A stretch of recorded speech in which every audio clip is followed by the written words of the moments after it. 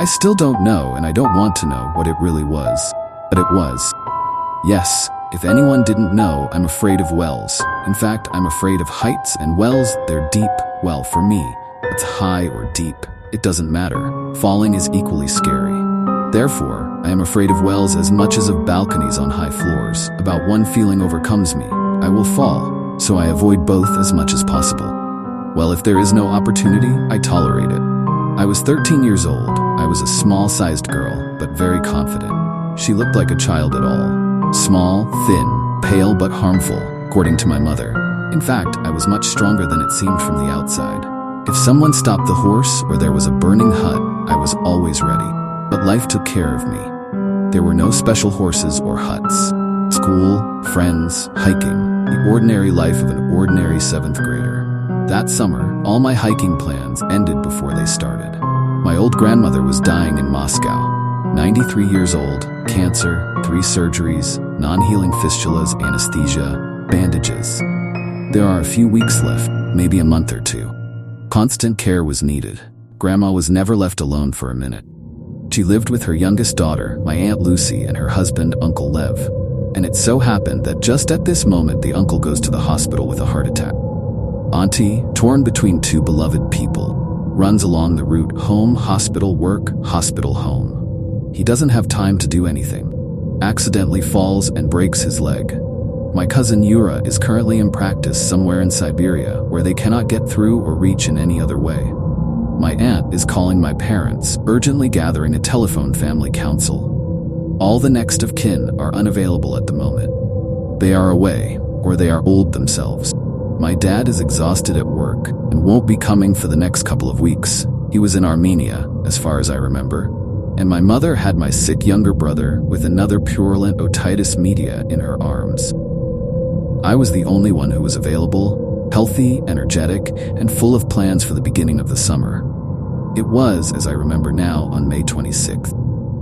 And the next day I was already in Moscow and replaced my aunt's friend at my grandmother's bedside, who took care of my grandmother while the family figured out what had fallen on us and what to do next. Since there was no special choice, everyone turned a blind eye to the fact that I was still a girl at all, and loaded me with problems so that I was even a little scared at first. The visiting nurse showed how to change grandma's bandages, how and when to give medicines, told her in a quick patter what is not allowed and what is not allowed in any case. My aunt's friend and neighbor showed me how to boil laundry and bleach it, how to cook what grandma can eat. They sympathized with, "Oh, poor child," and they left me alone with my grandmother in a Moscow apartment. My aunt was in constant telephone contact, if anything. My uncle also constantly supported and encouraged me on the phone. Grandma was very glad to see me. I was always her favorite. For a couple of days, I spun like a squirrel in a wheel, dropped something in an unfamiliar kitchen, got burned several times, dropped a bucket of bleach once, and in horror urgently washed the bathroom floor, fearing that angry neighbors from below would come running, who would have all my bleach flowing from the ceiling. The skin on my fingers went in rags, but the neighbors didn't come running. They were lucky. Grandma was a patient person. She looked at everything with humor and supported me as much as she could. By the end of the second day, I was exhausted, clenched my teeth, and promised myself that I will last as long as I need to, which I informed Grandma about. "Don't worry, I'm strong, you know that." Grandma looked at me doubtfully, but said nothing, only offered to take the sweets in the drawer there. My grandmother always had sweets hidden for me in the most unexpected and different places. Always been like this. The next morning, Grandma announced that she wanted to go home. The aunt on the other end of the line was horrified at first, and half an hour later she told me, maybe it's more reasonable.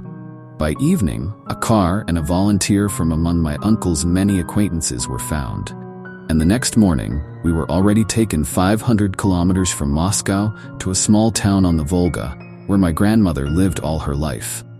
A house was opened to us, which had been uninhabited since last summer. They turned on the heating in the basement just in case, although the days were extremely warm. They arranged for my grandmother in her bedroom, brought me water for the first time, left a stock of Moscow products, and left. Auntie called the neighbors. There were no phones in the houses then, but almost everyone had them at work, so that, if anything, I would have somewhere to run for help. In the evening, almost everyone came to us for a minute to say hello to my grandmother and sympathize with me. I was glad to move. It was much easier for me and my grandmother in the house than in a small apartment. By evening, I was cheerfully and confidently rattling dishes and buckets in the kitchen. Grandma was lying by the open window and looking at her favorite cherry orchard, ate well and fell asleep quietly in the evening. Few days passed unnoticed. Everything was fine, but after a couple of days, the drinking water ran out. I dragged washing water from the Volga. Fortunately, it was close to the river, but for drinking water, I had to go to the well 3 streets from the house. Quite far away. There was some kind of spring. The water was always very cold, clean, and good, as Grandma used to say. The well was very, very old. A house was made above the well. No lighting was provided, and there was always semi-darkness. It was very loud and scary inside. I've been afraid of the well since I was a child. The well was very deep, and when a heavy iron-bound bucket with a thick chain fell down, my heart stopped, and I wanted to run as far as possible. It always seemed to me that it wasn't the bucket that was falling, but me. She was scared to tears. Therefore, they never took me with them to get water, and if it suddenly happened that I followed my uncle or brother, I sat on the street, on a bench, and listened to the distant rumble of an iron chain and the rattle of a gate. I was slightly scared, but not much. But now I had to go to the well and get water. By myself. The day was warm but cloudy.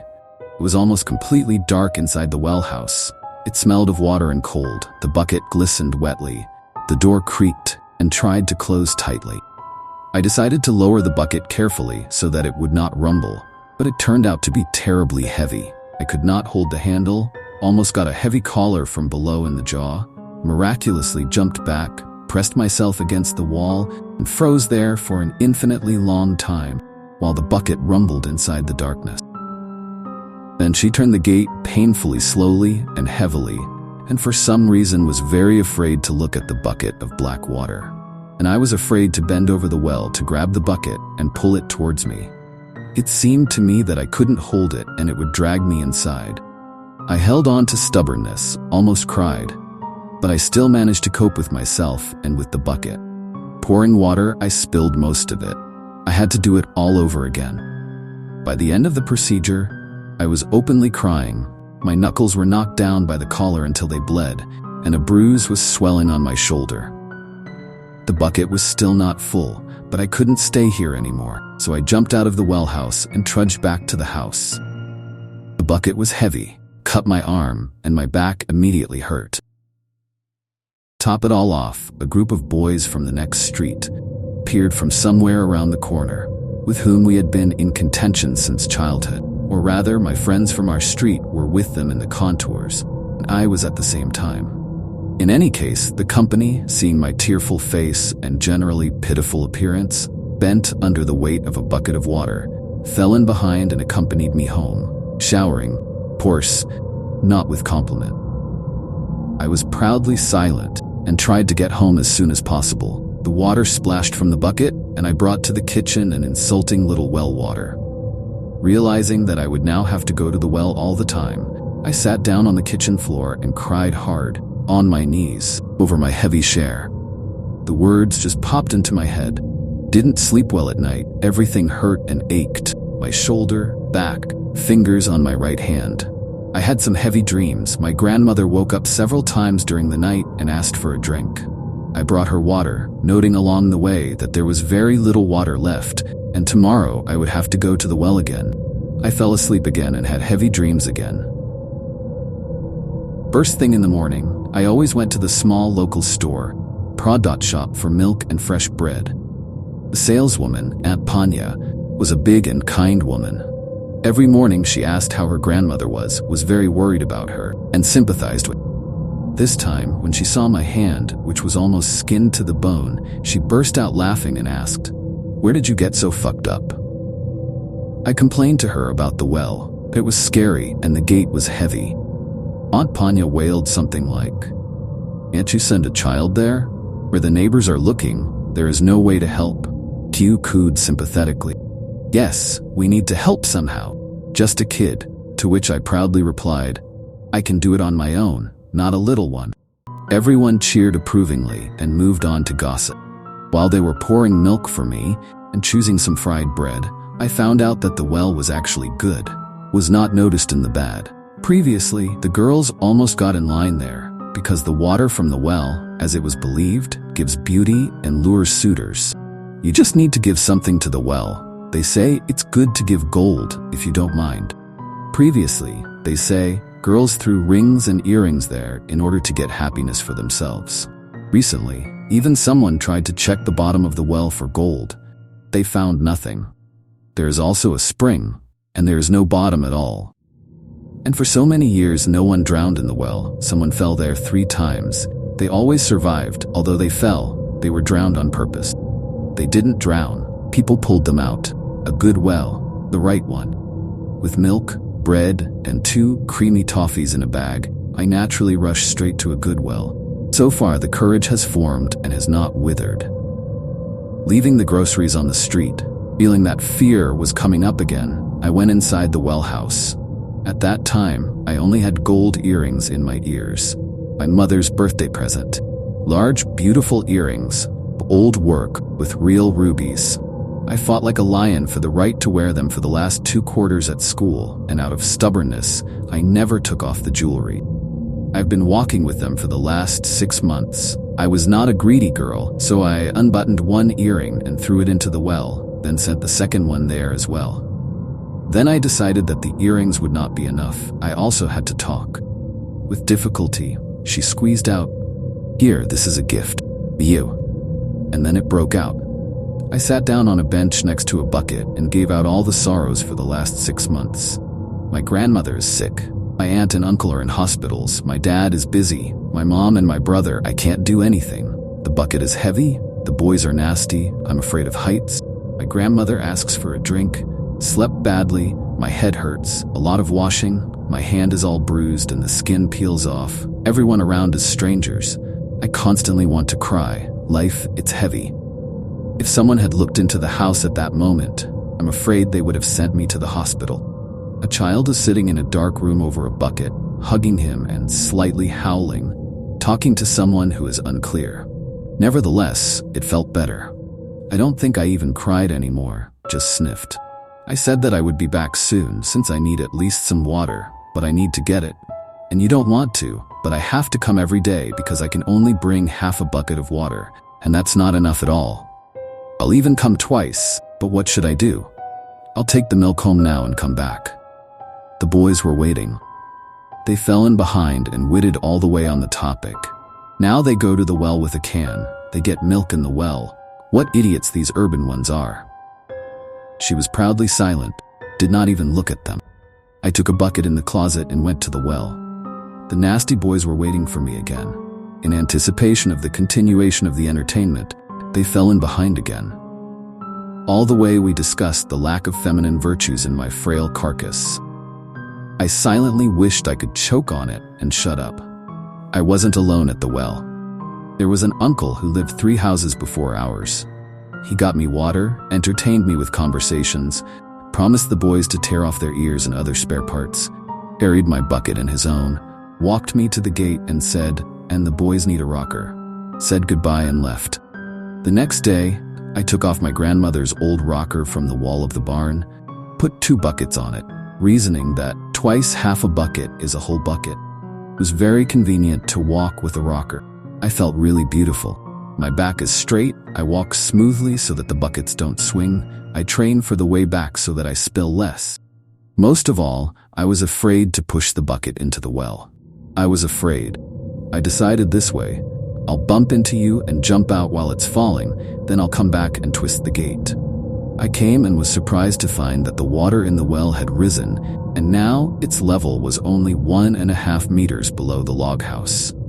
The bucket lowered and scooped up the water almost soundlessly, stretched out easily. In 2 minutes, I was ready to go back, not forgetting to say to the well, "Thank you." And he couldn't remember himself with joy. The yoke rested on my shoulder like a native. The bucket seemed light. It was just joyful and pleasant to walk. The boys, when they saw me with a yoke, opened their mouths and forgot to scoff for a while. Then they remembered, but I didn't keep silent, but promised, if anything, I'll give you a yoke on the back. It won't seem enough. Having instilled doubts in the enemies, she smoothly withdrew. Hiking for water with a rocker on your shoulder became just fun. The well was no longer frightening. The water level, to everyone's surprise, was kept high. The water was clean. I got into the habit of drinking cold water right there on the well and washing myself, scooping my palms out of an old bucket. It was very pleasant. I don't know why.